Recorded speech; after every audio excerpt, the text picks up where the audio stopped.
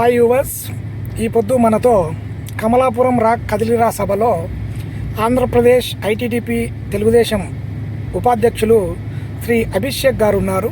ఆయనను అడిగి మరికొన్ని విషయాలు పార్టీ గురించి అలాగే మైనారిటీ సమస్యల గురించి అడిగి వివరంగా తెలుసుకుందాం. Okay sir.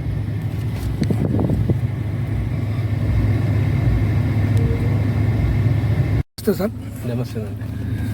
సార్, ఇప్పుడు కడపలో ప్రస్తుత రాజకీయాల మీద మీ అభిప్రాయం సార్? రాజకీయాలు ఏమి కరెక్ట్గా చెప్పాలంటే బాగానే ఉన్నాయి. కాకపోతే మీరు గత సంవత్సరం రోజుల నుంచి చూసారంటే కొంచెము కన్ఫ్యూజన్ అయితే ఖచ్చితంగా ఉంది. అదే సార్, ఇప్పుడు కడప జిల్లాలో ముఖ్యంగా కడపలో మైనారిటీలు ఎక్కువ, కానీ పార్టీ అధిష్టానము ఏకదమున ఇన్ఛార్జ్ గారుగా ఉన్న అమీర్ బాబును తీసేసి మాధవి గారికి ఇచ్చారు. అది పార్టీ ఇష్టము.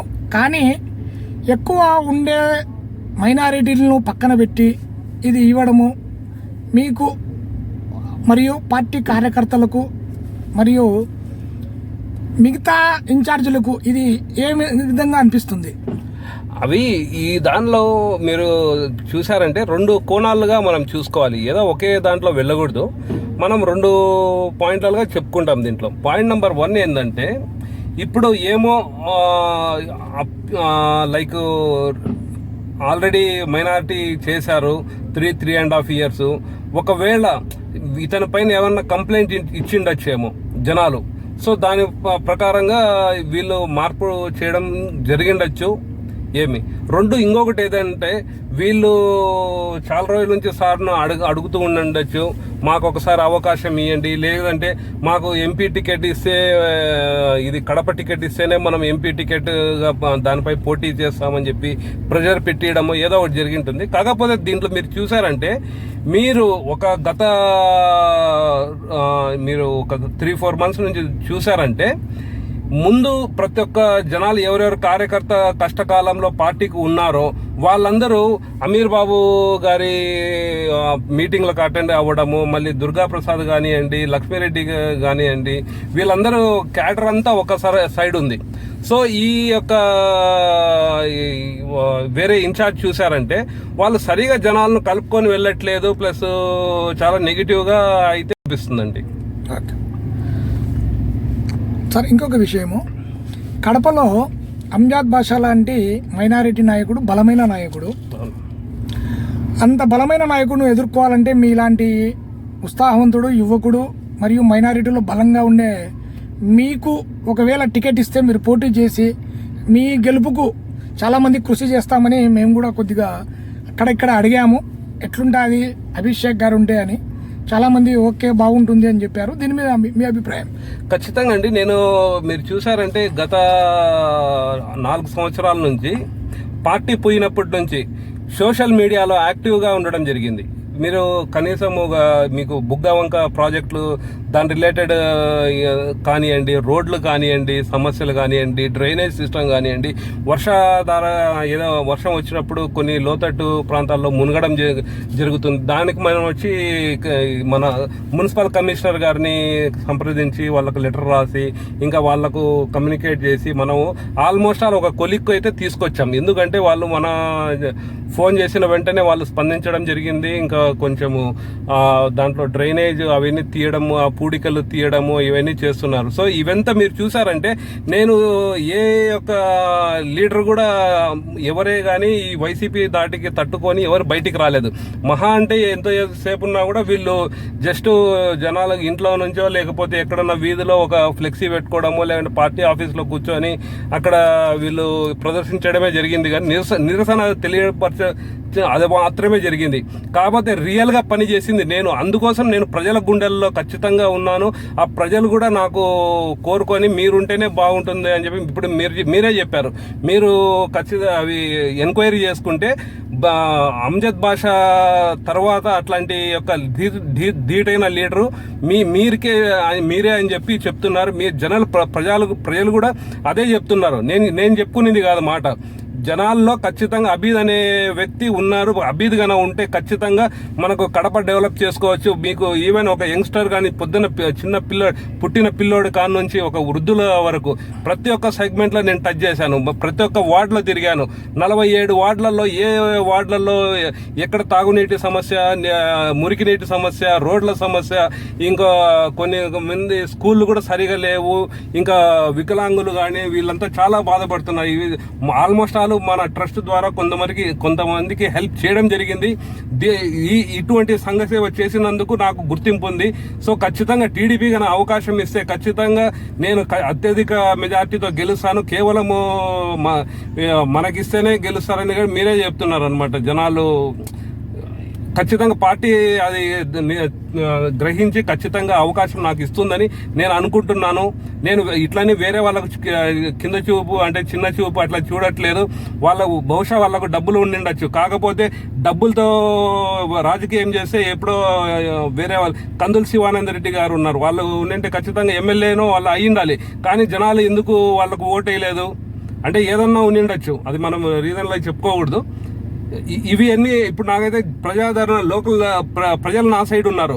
నేను ఇండిపెండెంట్గా నిలబడినా కూడా ఖచ్చితంగా నాకు ఓటేసి గెలిపిస్తారని నమ్మకం ఉంది. అదే నేను కనుక ఖచ్చితంగా గెలిస్తే వీళ్ళు ఏ అమౌంట్ చెప్తున్నారో ఇన్ని కోట్లు పెడతాం, అన్ని కోట్లు పెడుతున్నాం అని చెప్పి వాళ్ళకన్నా నేను 1 కోటి ఎక్కువనే పెడతాను. ఈ వచ్చే 5 సంవత్సరాల్లో 100 కోట్లైనా కూడా సరే నా యొక్క ఫండ్తో వైట్ మనీ మీకు కడపలో డెవలప్ చేసి చూపిస్తాను.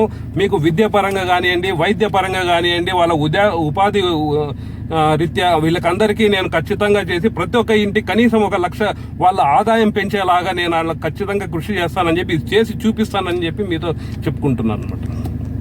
ఇంకొకటి, రాష్ట్రంలో మైనారిటీల మీద జరిగే దాడుల గురించి, వాళ్ళ కబ్జాలు, వాళ్ళ భూములు లాక్కోవడము, వాళ్ళ ఇండ్లు లాక్కోవడము, వాళ్ళను కొట్టడము, వాళ్ళ మీద క్రిమినల్ కేసులు పెట్టడము, దీని మీద మీ ప్రతిస్పందన, మీరు ఏ విధంగా అధికారంలోకి వచ్చిన తర్వాత మీరు ఏం చేయాలనుకుంటున్నారు? ఒకవేళ మీరు కడప ఎమ్మెల్యేగా గెలిస్తే ప్రజల్లో మీకు మంచి ఆదరణ ఉంది, మీరు దీని మీద ఏ విధంగా స్పందిస్తారు?